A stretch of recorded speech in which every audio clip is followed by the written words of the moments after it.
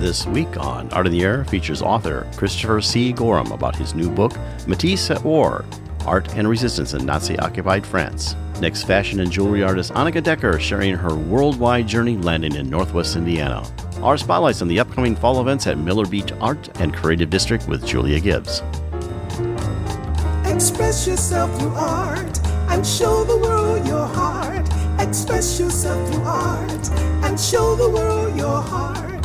You're in the know with Esther and Larry.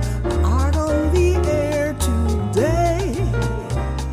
Stay in the know with Larry and Esther. Art on the air our way. Express yourself through art and show the world your heart. Express yourself through art and show the world your heart. Welcome. You're listening to Art on the Air on Lakeshore Public Media, 89.1 FM, WVLP 103.1 FM, our weekly program covering the arts and arts events throughout Northwest Indiana and beyond. I'm Larry Breckner of New Perspectives Photography, right alongside here with Esther Golden of The Nest in Michigan City. Aloha, everyone. We're your hosts for Art on the Air. Art on the Air is heard every Sunday at 7 p.m. on Lakeshore Public Media, 89.1 FM, also streaming live at lakeshorepublicmedia.org, and is available on Lakeshore Public Media's website as a podcast. Also heard on Friday at 11 a.m. and Monday at 5 p.m. on WVLP 103.1 FM, streaming live at wvlp.org.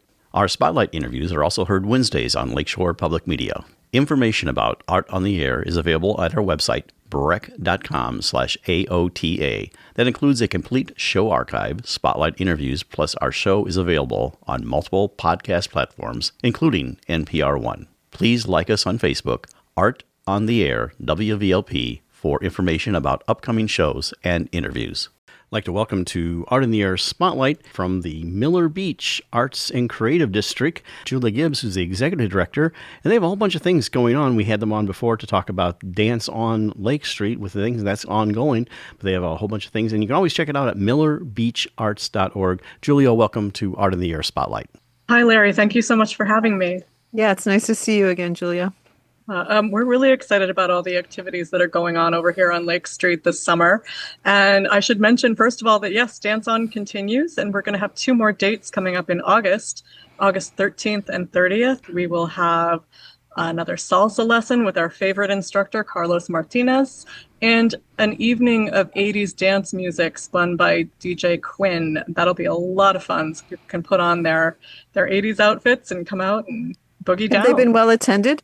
They've been wonderfully attended. We've been having a great time. And I think the whole community has just loved coming out.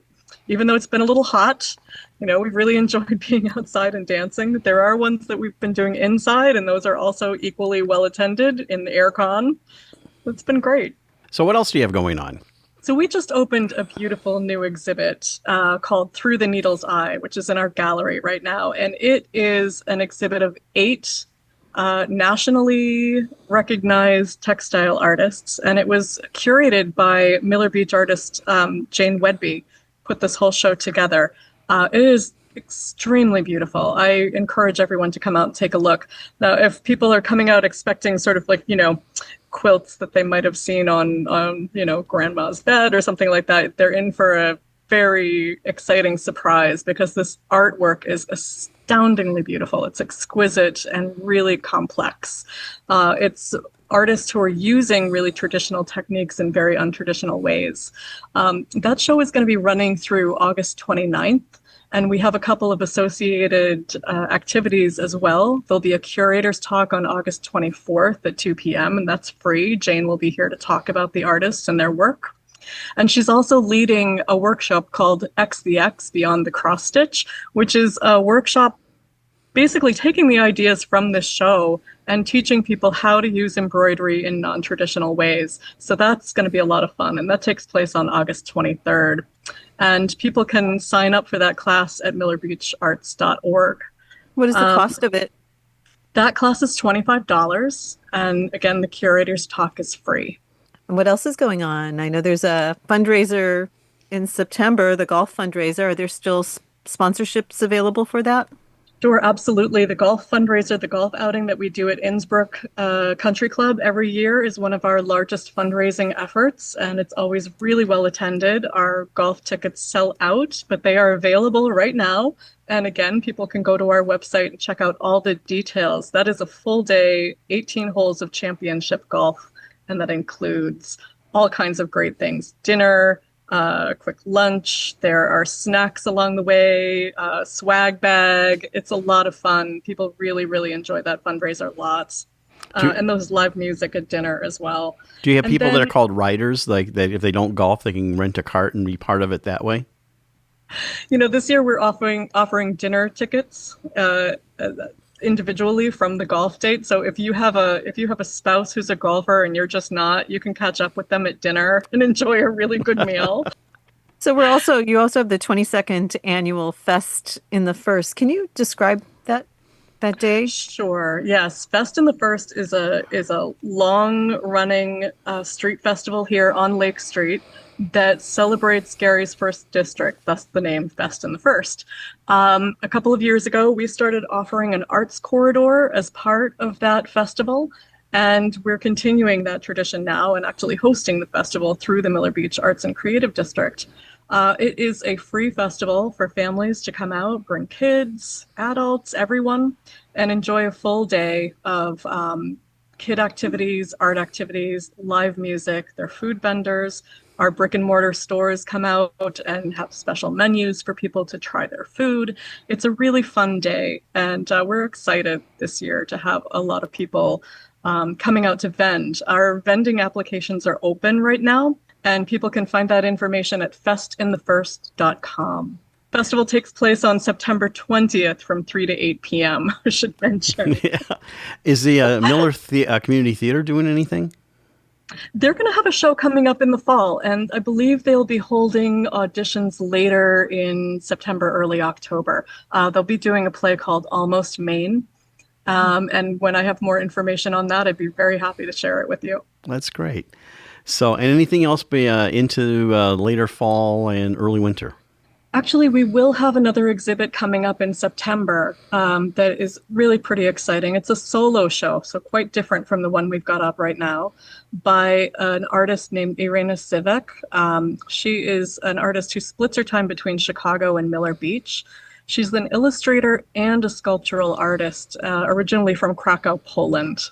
So if people can come out and see that on September 5th is the opening date for that show, we would very much love to have you here. And if you have artists out here who listen to our show interested in exhibiting, who they contact you, how they do that? Yeah, they can go to our website to get all of our information. I recommend they go to millerbeacharts.org, and they can find everything about our events, our exhibits, and how to apply to show their work here as well. And where can they call you and where you're located? We are located at 540 South Lake Street, and they can call 219-885-9114. Excellent. Well, that's a lot of things going on in Miller Beach at the Miller Beach Arts and Creative District. That's Executive Director Julia Gibbs telling us all about that. Again, you can find out more at millerbeacharts.org. Marshall J. Gardner Center for the Arts, 540 South Lake Street. Julia, thank you so much for coming on Art on the Air Spotlight. Thank you, Larry, very much. Thank you, Esther. Yeah, thank you. It's always good catching up with you. Absolutely. Have a great afternoon. Thanks. Art on the Air Spotlight and the complete one-hour program on Sunday is brought to you by Ember Forge Consulting, thoughtful marketing and digital learning built to express your purpose and grow your reach. Learn more at emberforgeconsulting.com/grow. And as a reminder, if you'd like to have your event on Art on the Air Spotlight or have a longer feature interview, email us at aota@brech.com. That's aota@brech.com. And Art on the Air encourages our loyal listeners to support this station by making a monthly sustaining pledge so we may continue to bring you this great program. This is author Christopher Grayson, and you're listening to Art on the Air on Lakeshore Public Media, 89.1 FM, and on WVLP 103.1 FM. We are pleased to welcome Christopher C Gorham to Art on the Air. Christopher is a lawyer, educator, and acclaimed author. His first book, The Confidant, the untold story of the woman who helped win World War II and shape Modern America was a Goodreads Choice Award finalist. His newest book is Matisse at War, Art Resistance in Nazi-Occupied France. It explores the wartime experiences of one of the most celebrated artists of the modern era. Christopher is a frequent speaker at conferences, literary events, colleges, and book club gatherings. Thank you for joining us on Art on the Air. Aloha and welcome, Christopher. It is wonderful meeting you. And thank you for this completely engaging book. That's wonderful. Esther and Larry, thank you for having me. Art on the Air, thank you for having me on today to talk about this dramatic chapter of Henri Matisse's life. Well, we also want to know more about you. Our audience always likes to know about our guests. Call it their origin story. So tell us how you got from where you were to where you are now. Well, I think I would go back to being a history major at the University of Michigan and an English minor, and also came from a family that had a pretty big library in our house, and loved to read, loved the stories that were in the history books. And in college, the history curriculum there really sharpened my writing and research skills, and I learned to like writing, like to write, even going back to college years. And when I went to law school, Larry, it was more research at a higher level. The stakes were higher, and it was more writing. And I think most people know that about lawyers, but they have to write a lot, and not only research, but the writing aspect as well. And like with a judge, or a client, you're trying to tell a story with your writing that is clear, and sometimes you're limited by time and by page count. So I think that is those skills were skills that I really had to rely upon. And then thirdly, I think origin story. When I began teaching about 15 years ago, I needed to ramp up my storytelling. So it wasn't just the research or the dry writing or the convincing a judge. It was trying to keep 17-year-old high school students awake at 7:35 in the morning. And I credit them, and I credit teaching with sharpening those storytelling skills. So I think you put the three together, you have research, you have the ability to write, and you have hopefully the ability to tell compelling stories for a lot of people. And I think those are the skills that really I've brought to bear on my first two books. Was the family a storytelling family? So where does this start? Oh, it starts, Esther. The answer is yes. But for me, the North Star was always history. And I can pinpoint to you the exact moment. I was at my maternal grandfather's house. He'd been an officer in World War II, a lovely man. Again, he had a big library too. But one day he took out a cigar box, and young listeners won't know what this is, but literally like it was a cigar box, and he opened it up, and it had photographs of World War II. It had medals and patches and news clippings and photographs of him in uniform and the men that served with him. And I was just astounded and mesmerized. And even last week at a conference in Washington, D.C. with the National World War II Memorial, that moment resonates with me all these years later, just being bitten by the bug of history and falling in love with it. So the storytelling, the history behind it was something that's been with me for a very long time. Yeah, familial thing. And so what about in school, though? Were you writing in school and getting recognition for that? Did they, help you? Did they guide you along that path as well?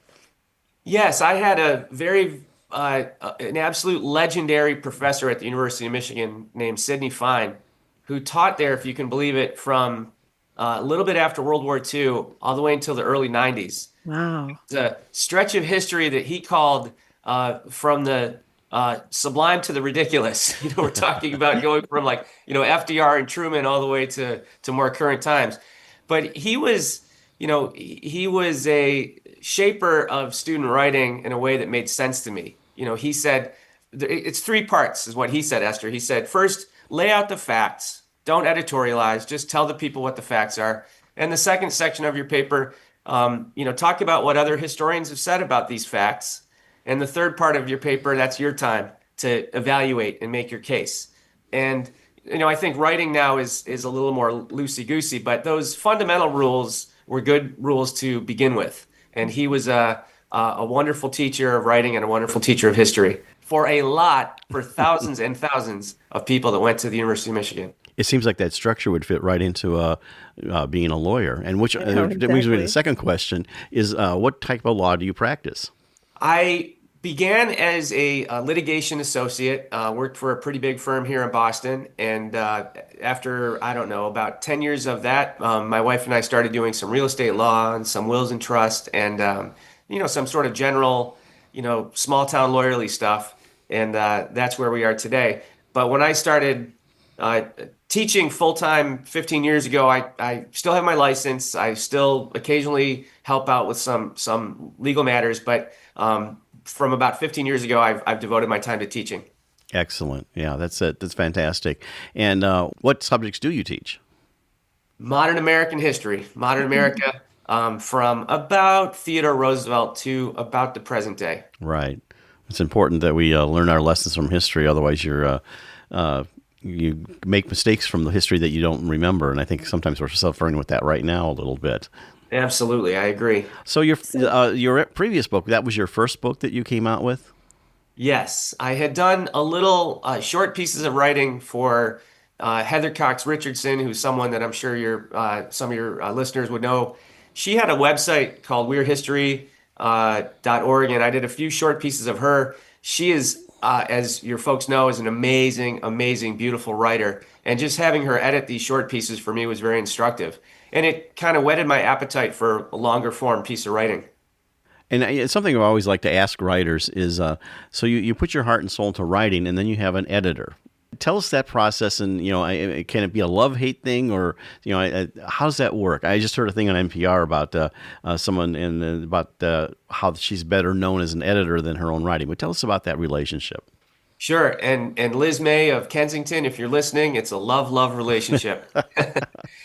This is how I describe it to people who ask about what commercial writing is like. You have an editor who shapes your narrative and makes formative comments. So, for example, one of the things that Liz wanted to see more from me was Marguerite Matisse, who is Matisse's daughter. Right. And, I thought she was threaded through the story pretty well. But Liz was wise and correct to want me to ramp up her part of the book, her presence in the book. So there's that sort of formative editing that goes on. They shape the narrative and make sure that it's going to hit a lot of readers in a positive way. And then you get to the nitty gritty, which is an amazing skill. You get to sort of the line editing where it's fact checking and making sure that the French and the Italian words are spelled correctly, and indeed everything is kind of perfectly rendered insofar as perfection is able to be achieved. So there's multiple layers. It's an ecosystem. It's sort of this editorial ecosystem between author, sometimes agent, sometimes editor, and sometimes the more fine-tuning editors. And that ecosystem produced a good product with The Confidant, and we're very pleased with Matisse at War. So my question would be, why Matisse? He personally, like, Durer and Matisse were my very first art crushes, as an elementary school child. So why Matisse? It's from a history book, Esther, that I read, or art history, I should say. But I am not, and I should say to everybody, you and Larry and everybody, I am not a art professional in any way. I am more a history professional, I guess would be more accurate. So I was reading this book years ago. It was called Artists Under Vichy. It was about the artist who endured in that part of France that was a sort of subservient puppet state in southern France during the German occupation. And the scholar that wrote that book really took Henri Matisse, to task for, in her estimation, almost being in cahoots with the Vichy regime. Mm-hmm. And I kind of filed that away. And a few years later, I was reading another book, and I came across information that Matisse's daughter Marguerite had actually been in a resistance network and had actually been, arrested by the Gestapo. So I thought to myself, something doesn't seem right. Matisse can't both be, not doing enough or almost pro-Vichy, and also have a daughter that he loves very much be in the resistance, fighting fascism. So that was the gravamen, or the spark of the idea to delve into this more and find out what was going on. What was Henri Matisse doing during the occupation of France in World War II? You know, one thing that your book reminded me of, and I don't know if you're familiar with the motion picture, The Night of the Generals. Yes. Yes, with Peter O'Toole as General Tans, and they go to, and I think it is in Paris, where they go to a closed museum of degenerate art. Yes, And of yes. course, he stares at the picture. I think it's of Van Gogh, the self-portrait, and of course, you see that moment where, you know, because he's kind of mentally unbalanced because he's murdering prostitutes as part of the movie. But that's part of this whole thing about the degenerate art being closeted away, and yet there's a fascination with it. That sort of prompted that thought to hit me. So.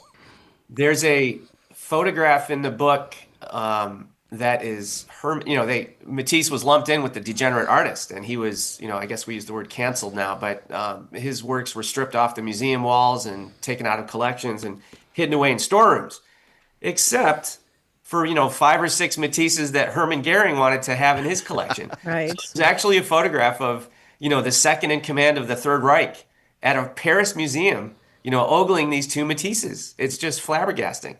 Well, I think this brings us to a point that maybe we want to hear a little bit from the book. I think you're going to start with the prologue, but give us a little sample of what the readers out there can discover in it. Sure. I'll start in Nice, France in 1938 as the book starts. And it's a moment where, Henri Matisse is still a world-famous artist, but he's lost, to a lot of people, he's lost his fastball. He's no longer at the tip of the avant-garde, and he's kind of past his prime to a lot of people. The Mediterranean sun was already fiery by the time the flower sellers opened their stalls at the Courcelette marketplace in Old Nice.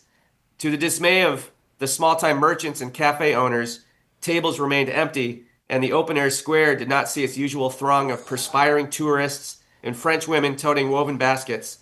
The cacophony of languages, French, English, Italian, and Russian, used in bargaining for antiques, leather goods, or watercolors, was only a murmur. The crowds had been thinning through the spring out of fear of invasion from Benito Mussolini's fascist Italy, just 30 kilometers away. Thousands of Niçois and visitors alike took refuge inland, away from the southeastern tip of France and the frontier with Italy. The few café habitués in Courcelette that day could hear chirping birds, church bells echoing from the other quarters of the city, and the fluttering of the French tricolor angled from a balcony. At the eastern end of the market was a 17th century Baroque palace bathed in sunlight. Since the 1920s, it too had been of keen interest to tourists. Behind the patinaed facade of mustardy gold lived the internationally famous artist Henri Matisse. Inside the palace, the high-ceilinged 9-room flat on the 4th floor with its views of the market and the sea, was Matisse alone. A sight that would have been a rarity in the decades before, when the sole purpose of his wife, Amélie, daughter Marguerite, and his sons Jean and Pierre, the familial raison d'etre, was the creation, evaluation, and successful marketing of the father's art. "We are one of those rare families whose members live in unity," one of his children said. Now his kids were scattered, and his 40-year marriage to Amélie was coming to an end. His sparkling Nice, once a refuge, was being hollowed out by the threat of war, and his immense reputation was waning. I'll skip ahead a little bit. That was the summer of 38. I'm going to go back the previous summer. This will give you an indication of where Matisse's reputation was at this point. France had hosted the Exposition Internationale, attended by 44 nations and dedicated to art, technology, and modern life. The Parisian Planning Committee decided it would be deliciously provocative to situate the massive pavilion built by Nazi Germany directly opposite that of the Soviet Union. In photographs from the official exhibit pamphlet, the 2 enemy buildings face each other across the Trocadero fountains like gargantuan chess pieces as the Eiffel Tower rises in the background like a queen. The architectural confrontation gave the expo's latent sense of looming war the ballast of brick and stone. On other buildings and walls throughout the capital were 718 murals painted by an army of artists commissioned by the French government and the city of Paris to beautify the world's art capital for its worldwide guests. Neither his government nor his city bothered to invite Henri Matisse. And that Matisse at War, Art and Resistance in Nazi-Occupied France, Christopher C Gorham's new book, coming out in September of 2025. It's very interesting. Matisse, there were multiple wars going on, not only the war with Germany and Italy, but also a war within his family. So did you so you were privy to like the personal letters, right? Yes.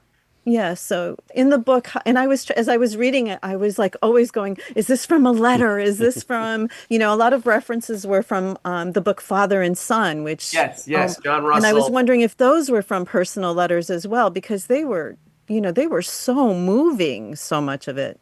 Absolutely. The letters particularly valuable for me were the letters between Pierre, his son, who lived in New York. His son, starting like 1924, 25, lived in New York permanently, would obviously visit France, but he was a, gallery owner here in New York City. Letters between Pierre and his father were extremely valuable.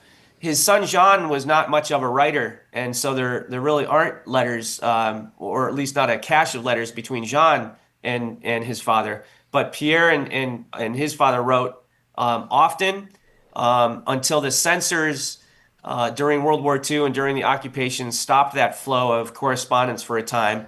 But they were really invaluable. And another correspondent that was extremely valuable to this story was the elderly artist Pierre Bonnard, who was around the same age and also in not the best of health during these times, and also lived in the south of France. Pierre Bonnard and Henri Matisse carried on a very moving correspondence during these dark years.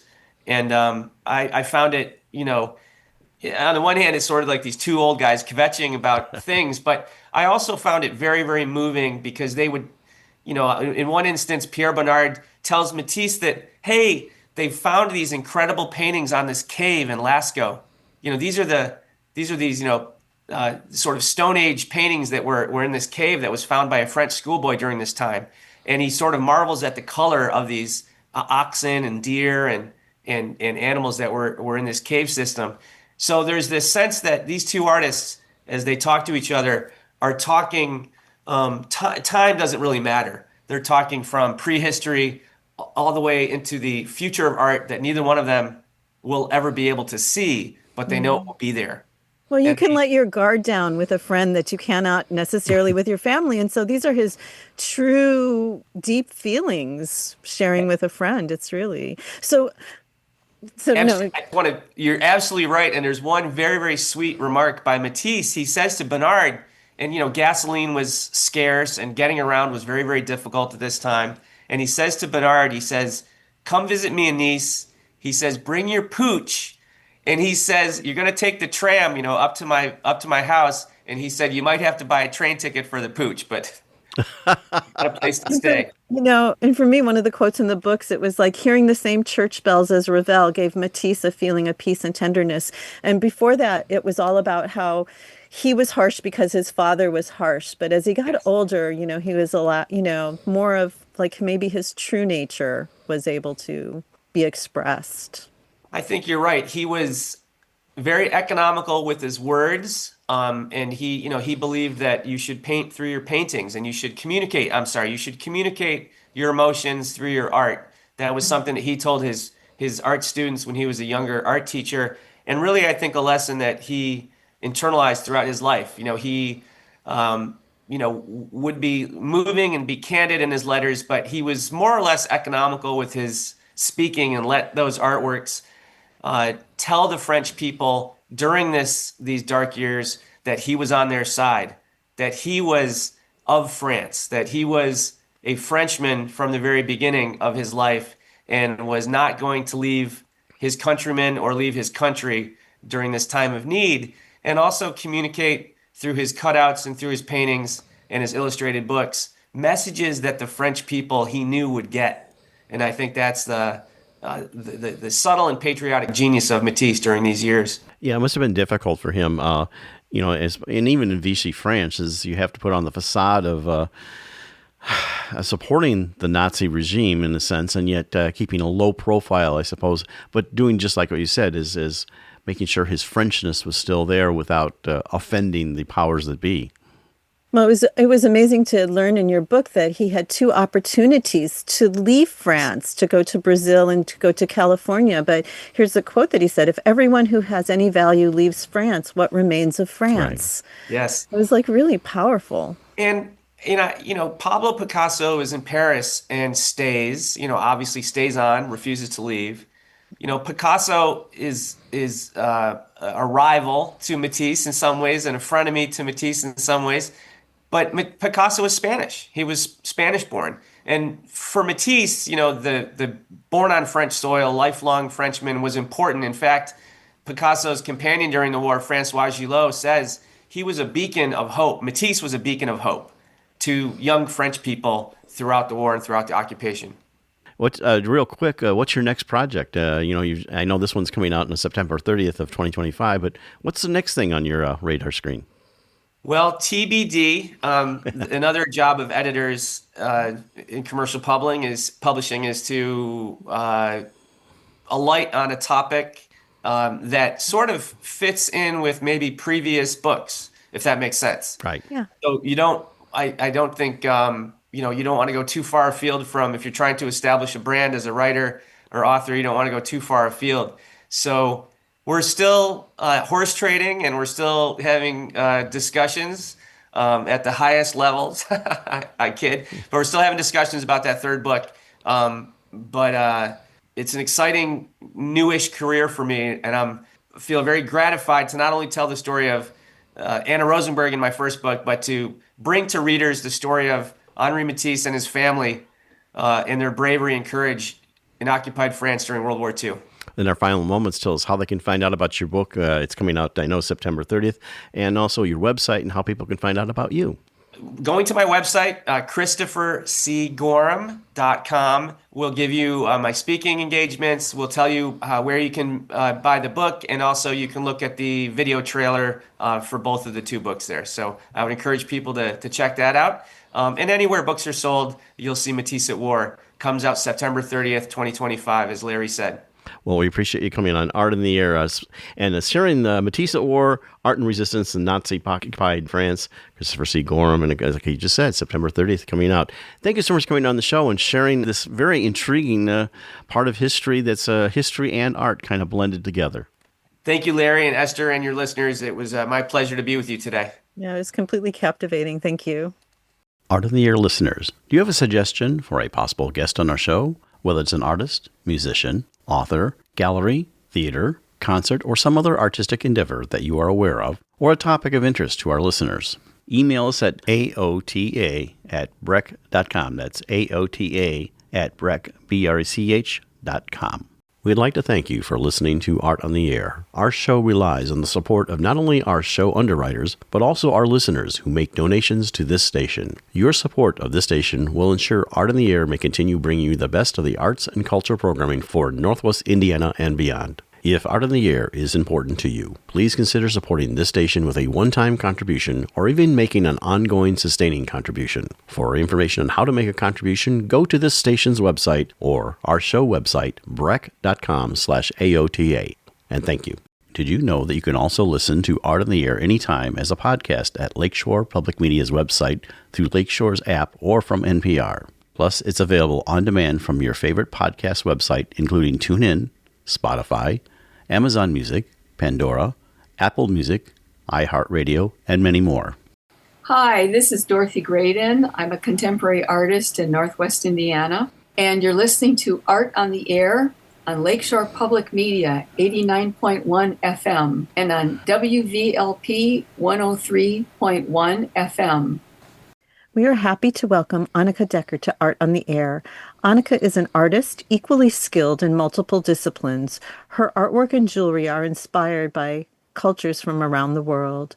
She states she is Dutch by origin, African by osmosis, and American by assimilation.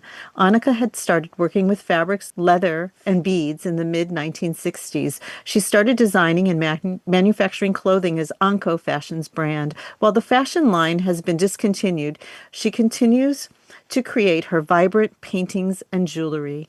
Thank you for joining us on Art on the Air. Aloha and welcome, Anneke. It's marvelous seeing you. Nice to see you.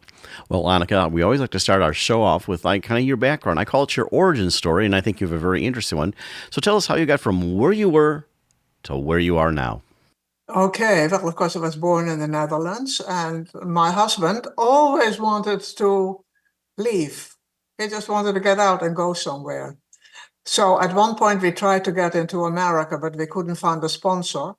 So, but then the current job that he had offered him opportunity to go to South Africa. And we took that opportunity. So we moved to South Africa after discovering that I was pregnant with my first child. That was a bit of a surprise. So then we lived in South Africa from 1966 to 1979. Wow. And then there was my husband became kind of uncomfortable with the situation in South Africa. So then there was an opportunity to come to the United States. I'm sure everybody maybe remembers Solaire. Yes. So, and there was a connection with Solaire for him to start his own vacuum pump company. He is, by the way, a industrial vacuum expert. So that's why we ended up in the United States, and we've been here since 1979, a long time already. Did you come directly to Indiana?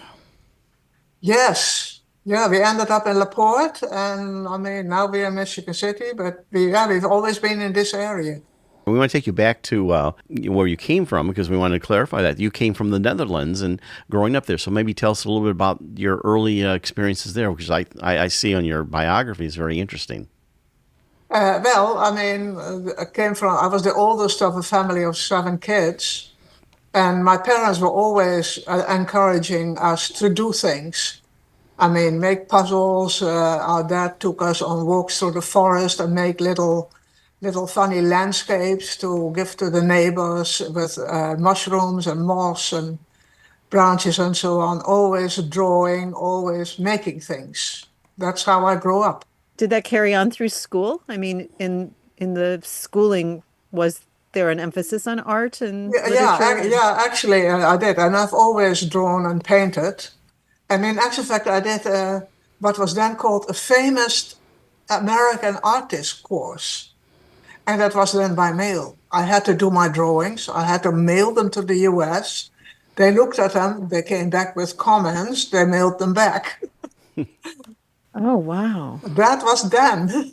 So that was really funny. So, but yeah, I've always been into art. So in the Netherlands, did you start your fashion explorations, or did that happen in South Africa? That happened in South Africa. My sister, one of my younger sisters, also came to South Africa.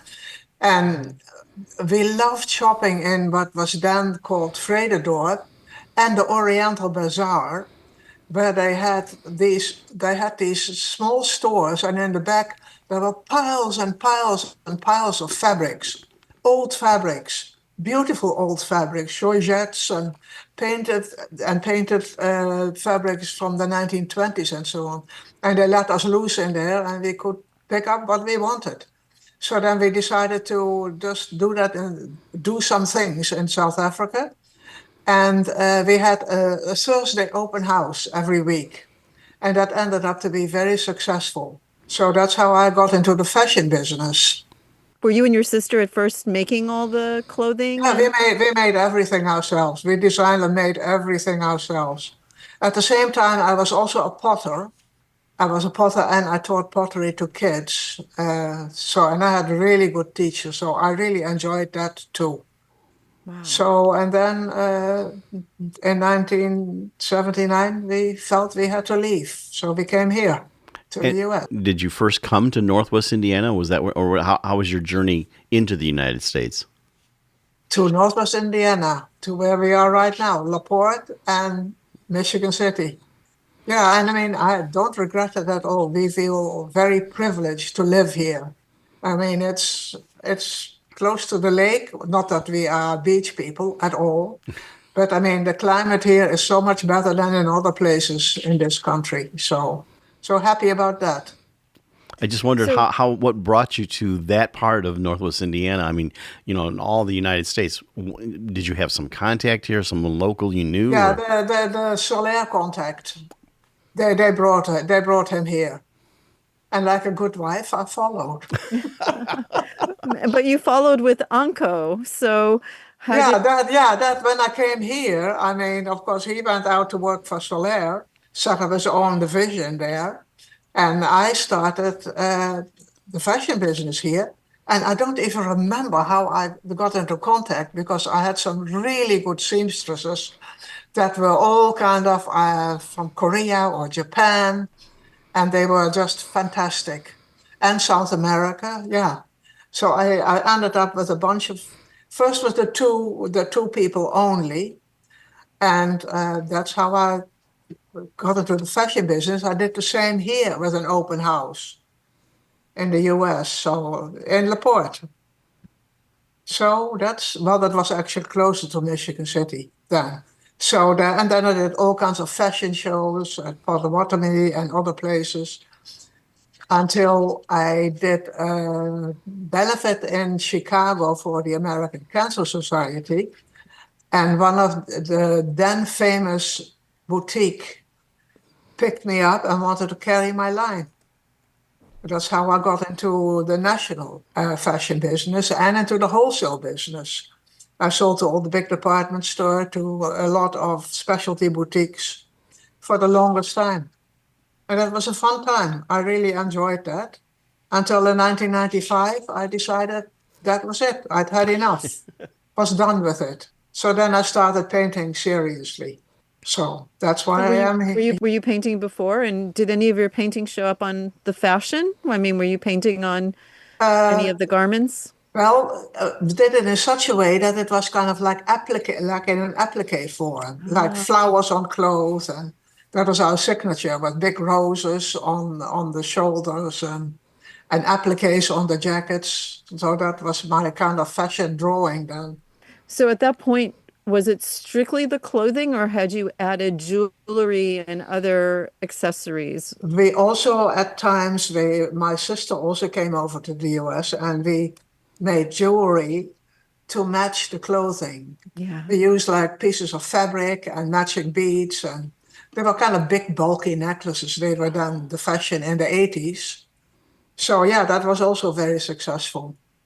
So one thing rolled from one thing in another, and so it happens.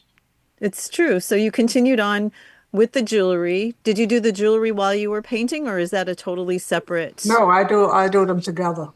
I do the one thing or the other thing, whatever I feel like. I have a question about particular painting. I think it's possibly a series, like the Blue Starburst, Dusk, and Windswept. Are these abstractions of places you personally know, or are they just No, impressions in general? It's just impressions in general. Oh. Yeah. And I mean, they're all kind of maybe abstract and not so abstract, but still fantasy. So most of the work is fantasy, except for maybe African musings?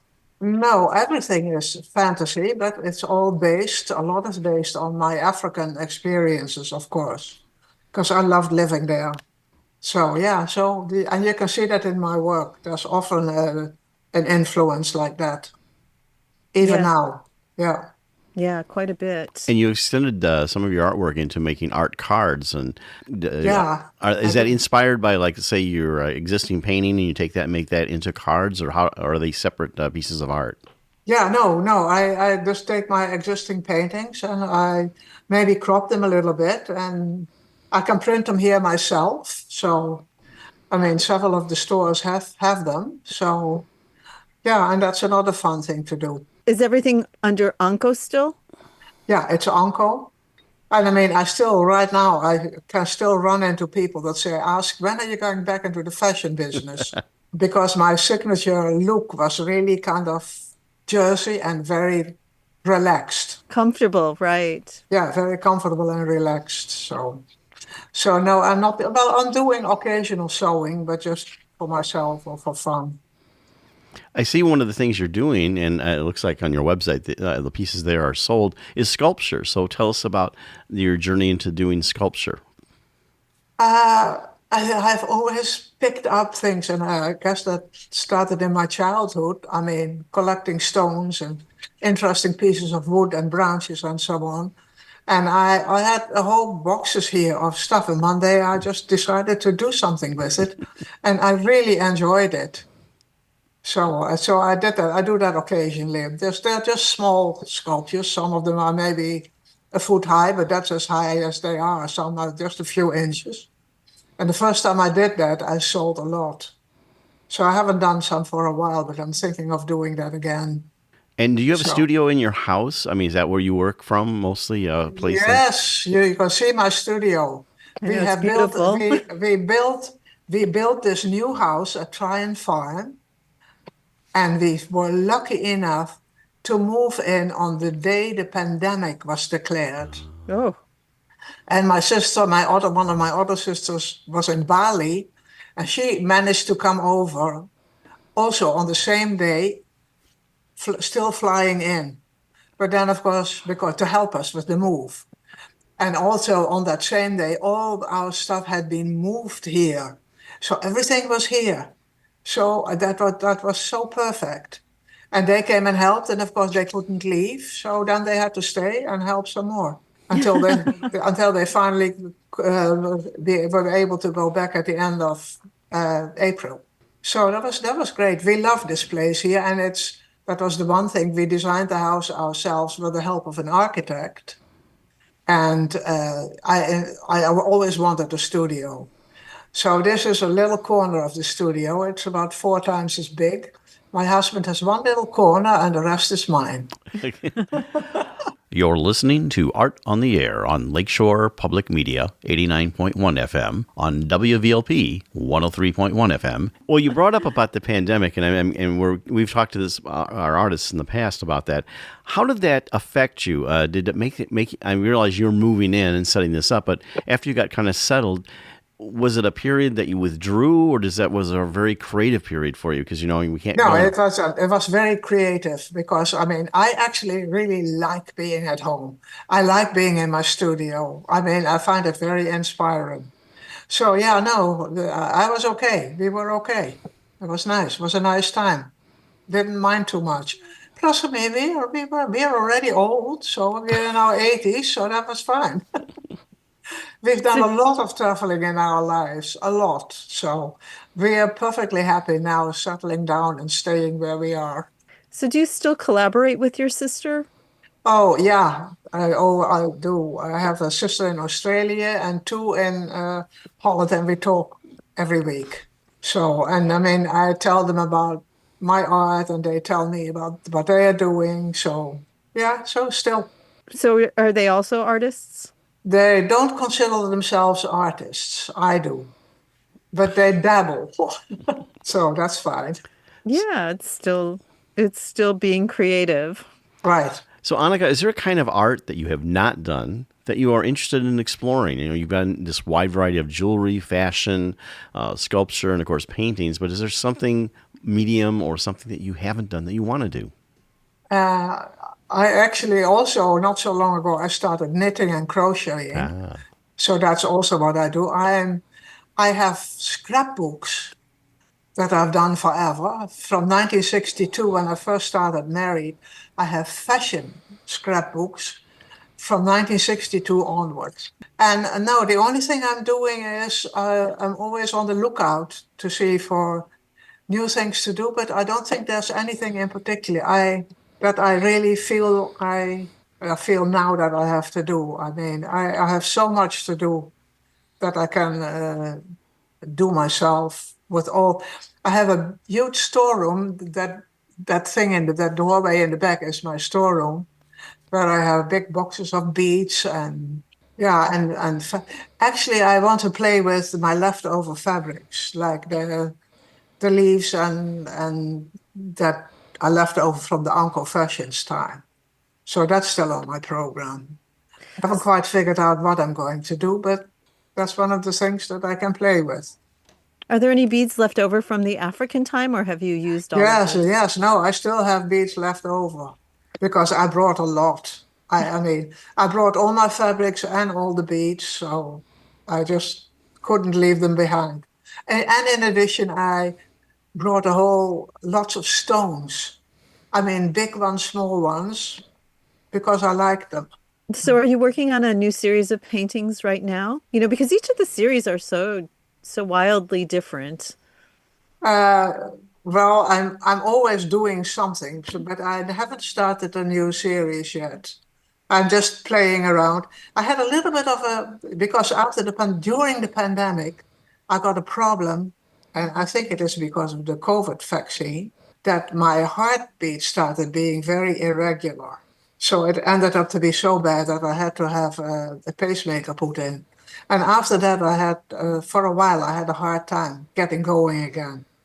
But Sure. now I'm doing okay. Yeah, so no, that's fine. Yeah, And you look magnificent. well, thank you. So do you. I still like your glasses. Oh, thank you.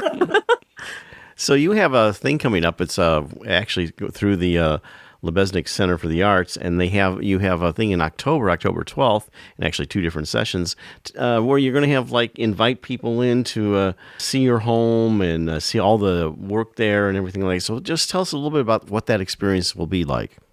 Well, we have on the other side of this studio, we have a big angled hallway, which we call the gallery, because I have all kinds of collected when we were in Africa, of course, African pieces, original ones, and just street art, which are all on little shelves all the way along. So I want to show that to people. And then, of course, they can come into my studio and look at everything that I have around. So Yeah, it's an exciting program, the visits to the homes. yeah, and of course, in the middle of August, I also have the art festival, the Lebesnick Art Festival, where I'll be showing mostly my jewelry, some small paintings, and some of the little sculptures. So that's on the 16th and 17th of August at the Lebesnick Center Art Fair. Can you quickly describe what the sculptures consist of? Are they mixed media or are they pottery? No, they're not pottery. They're the sculptures that he was talking about. I put them on little pedestals that I made out of foam with weights under it, and they just may have a piece of wood, often with a gold ball by it. Don't ask me why. and I mean they're just sometimes they have wings. I did things that are called wing things. So yeah, no, they're just small. Well, gold seems to feature in quite a lot of your paintings too. I mean, the ones that I can pull up in my memory, I remember there's flashes of Yeah, gold. sometimes, yeah. Yeah, everything kind of goes together, I suppose. That's what happens when you are one person. One person. You have your own experiences and they get incorporated into everything. Do you have a project that you're down the road or an exhibit coming up later on past, obviously the art fair and the art festival, but something going on like that you're coming up on? Well, next, I am a member of the Area Artists Association, and I'm helping organize an art show at the LaPorte County Visitor Bureau with the rest of the artists. So that's in April and May of next year. So that's coming up. And then for the rest, if the area artists have a show, I may participate sometimes or sometimes not. I know, as a member, I do sometimes too, and sometimes I have to opt out of different ones, just because of scheduling and everything. And sometimes it's just too far to drag the stuff over, and yeah, but I like to participate. It's a nice group of artists, and they're doing great. So yeah, good thing. I'm very happy. I'm in my mid-80s, but I'm really happy right now. We love this place where we live right now. Well, it's beautifully situated with the grounds. You're right in smack dab in nature. Yeah. And we are right on a little pond. So lots of wildlife to look at and lots of inspiration. Yeah, that's right. So really nice. We're in our final minute and a half here, so we want to give you a chance to tell how people can find you online, if they want to reach out to maybe have a commission, and we'll repeat about the visitation on October 12th. Okay, well, of course, we are at Tryon Farm, 29 Tryon Farm Lane, so they can get there, and they can go and look at my website, Anneke at ancoarts.com. And of course, I'm on Facebook and Instagram, but I don't particularly like that, so I don't care too much about that. So that's about it. Well, we really appreciate you sharing your great art journey from the Netherlands to South Africa to landing in Michigan City, LaPorte area, and sharing your art. And of course, we remind people that if they want to go to the tour that's coming up at your home, they can reach out to Nicole at thebeziccenter.org. They want to find out information about you. It's ancoarts.com. That's ANKOARTS.com. And you can find out everything you wanted to know about our guest today, and we're afraid to ask. Anneke, thank you so much for coming on Art in the Air and sharing your great art journey. Okay, that was a pleasure. Oh, thank you. It was a pleasure. Thank you. We'd like to thank our guest this week on Art on the Air, our weekly program covering the arts and arts events throughout Northwest Indiana and beyond. Art on the Air is heard Sunday at 7 p.m. on Lakeshore Public Media, 89.1 FM, also streaming live at lakeshorepublicmedia.org, and is available on Lakeshore Public Media's website as a podcast. Art on the Air is also heard Friday at 11 a.m. and Monday at 5 p.m. on WVLP 103.1 FM, streaming live at wvlp.org. If you have a smart speaker like Amazon Alexa, Google Assistant, or Apple Siri, just tell to play Art on the Air to hear the latest episode. Our Spotlight interviews are heard every Wednesday on Lakeshore Public Media. Thanks to Dee Dotson, Vice President of Radio Operations for Lakeshore Public Media, and to Greg Kovach, WVLP's Station Manager. Our theme music is by Billy Foster with a vocal by Renee Foster. We'd like to thank our current underwriters for Lakeshore Public Media, Ember Forge Consulting, thoughtful marketing and digital learning built to express your purpose and grow your reach. Learn more at emberforgeconsulting.com/grow. And for WVLP, Walt Breidinger of Paragon Investments. So we may continue to bring you Art in the Air. We rely on you, our listeners and underwriters, for ongoing financial support. If you're looking to support Art on the Air, we have information on our website at breck.com/AOTA, where you can find out how to become a supporter or underwriter of our program in whatever amount you are able. And like I say every week, don't give till it hurts. Give till it feels good. You'll feel so good about supporting Art on the Air. If you're interested in being a guest or send us information about your arts-related event or exhibit, please email us at aota@breck.com. That's aota@breck.com, or contact us through our Facebook page. Your hosts were Larry Breckner and Esther Golden, and we invite you back next week for another episode of Art on the Air. Aloha, everyone. Have a splendid week. Express yourself through art and show the world your heart. Express yourself through art and show the world your heart. You're in the know with Esther and Larry. Art on the Air today. Stay in the know with Larry and Esther. Art on the Air our way. Express yourself through art and show the world your heart. Express yourself through art and show the world your heart. Express yourself through art and show the world your heart. Express yourself through art and show the